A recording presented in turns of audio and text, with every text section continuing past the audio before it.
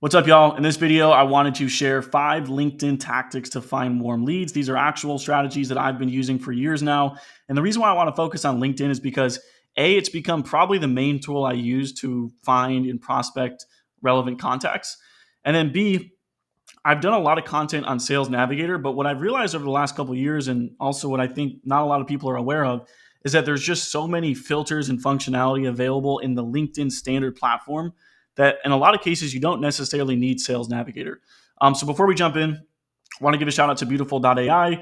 That is the slide deck tool that I've been using to build these slides. You may have seen some of my previous videos.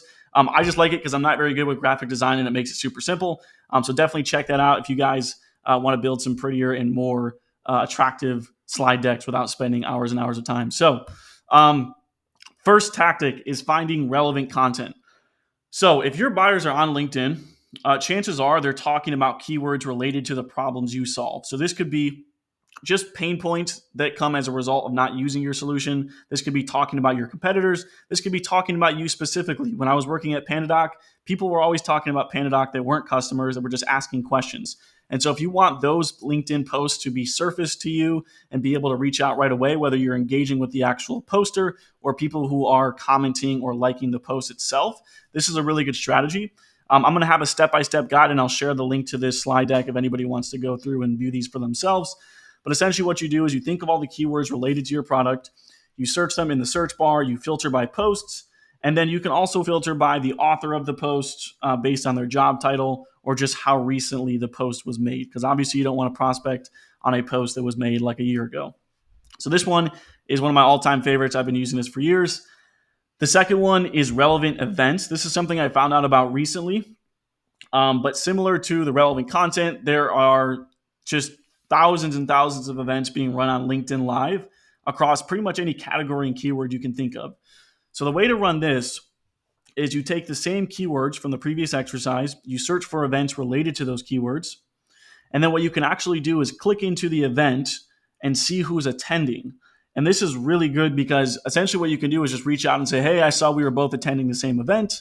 And then tie in your value proposition around how it relates to the topic of that event. So again, there's a step-by-step guide here, but this one is probably my favorite just because if you guys have done any conference or event prospecting, networking, etc., you know that it can be a really good way to prospect with some sort of warmth.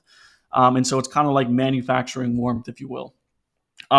The third one is job postings. Now, I know a lot of people are familiar with this, but there's a few things I do want to clarify. First off, job postings are probably the number one trigger I use when it comes to creating messaging and targeting the right prospects. And so specifically what I'll do is I will look for job postings of people that are A, going to be the end user of my product, or B, going to be the decision makers who purchase my product. But I don't just find the job posts and then reach out to the decision makers at that company. Excuse me. I will actually read the description and filter for specific keywords that are related to the problems I solve. And then when I reach out, I'll say, hey, I saw your job posting for, XYZ role, brand ambassador in this example. And I noticed in the job description that, X, Y, and Z were specific requirements. Because the interesting thing about job descriptions is that they literally say the problems that person is hired to solve. And so if any of those problems are the problems that your software solves or your service solves, it makes a very simple and easy transition into your value proposition. And so this is the exact method. Again, the step-by-step is here for how to find these jobs on LinkedIn. Pro tip, I recommend using a Chrome extension to export these into a spreadsheet. It makes it much easier to actually filter through everything. But that's just an additional bonus. The fourth one is followers of. So this one is also really fun. There's 2 use cases I like to use this for. If there's a, let's say, well-known person on LinkedIn at one of my competitors, I will look for ICP prospects who are following them. Or let's just say there's a relevant influencer in the niche that I'm in. I will look for people that follow them as well. And then I'll look for a recent post of theirs. And when I reach out to these people, I'll make the connection that we both follow the same person. I'll mention one of their recent posts or some of the key topics that they've been talking about in their recent content. And if that aligns with what I'm trying to sell, I'll just make the transition into my value proposition. So again, all of these are ways of manufacturing warmth, but followers of was a big one that I used on Sales Navigator for a while. And I just found out recently that you can actually just do this on LinkedIn. So for all of you who don't use Sales Navigator, that's obviously a big bonus. And the last one is definitely the most difficult, but it's the one where I've had the most consistent meetings, even though it takes a lot more effort. And so it's doing targeted referrals. And so I won't bore you with the statistics about the impact of getting referrals when it comes to a salesperson. Obviously, most people don't do it, but it is a really effective method if you put in the work and effort to do it. But I think the reason why most people don't actually ask for referrals is they don't have a step by step way of doing it successfully. And so this is a really simple way to do it. Under LinkedIn search, you search for the ICP prospects that you want to get in touch with, and then you filter by connections of. So find somebody that was either a previous work colleague or somebody you just know really well, not somebody who's a stranger. And so what you're doing is, in this example, I searched up Jason Bay.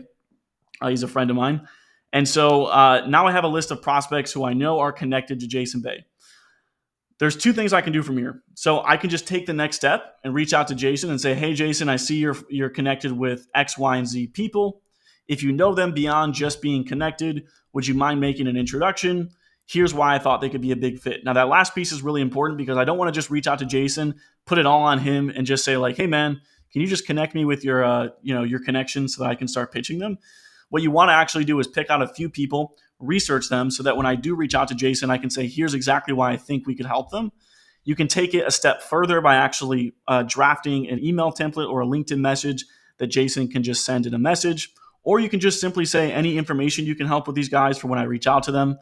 And then the last thing you can do if you really want to take this to like a pro level is just look for the last company that this connection of was at. So let's say Jason worked for he's been obviously running Outbound Squad for years, but let's say he worked at a company last year. And so then what you can do, and I don't have it open in this example, but in LinkedIn under connections of, I can also filter for people that used to work at the same previous company that my connection worked at as well, which means it's a higher likelihood that, in this example, Jason would actually know that person because they used to work together in a previous company. So again, that makes it all the more likely that the people you're trying to get introductions to are people that actually know your connection. So I don't know if that was complicated, but essentially you can take it a step further by just finding people that used to work with that connection, and it makes the referral introduction much easier. So again, these are 5 different methods. I've used all these and currently use all of them to book meetings and find relevant prospects. Let me know if this is helpful. Also, let me know what LinkedIn search filters you guys are using. Always trying to learn new ones. These are just my 5 favorite. But like I said, I will share this slide deck for everybody to check out, and you can go through the step-by-step guides yourself.